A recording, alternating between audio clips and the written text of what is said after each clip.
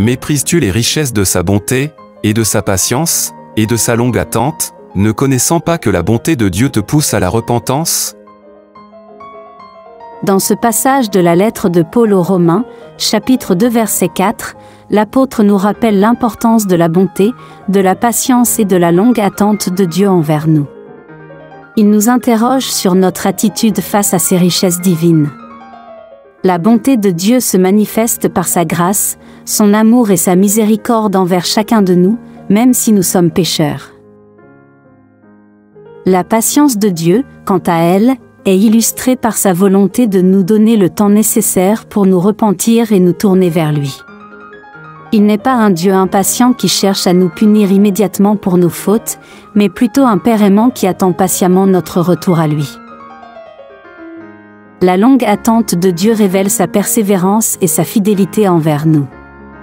Il ne se lasse pas d'attendre notre repentance et notre conversion, car il sait que nous en avons besoin pour être sauvés et vivre éternellement avec lui.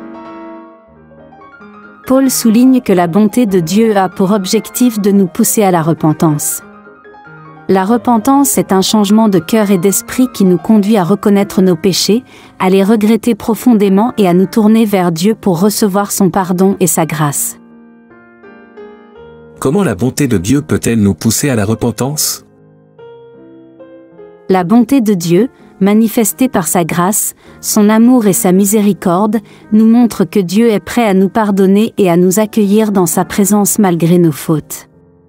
Cette bonté nous incite à reconsidérer notre vie, à reconnaître nos péchés et à chercher le pardon et la réconciliation avec Dieu. Comment pouvons-nous répondre à la patience et à la longue attente de Dieu? Pour répondre à la patience et à la longue attente de Dieu, nous devons nous repentir sincèrement de nos péchés et nous tourner vers lui avec un cœur humble et reconnaissant.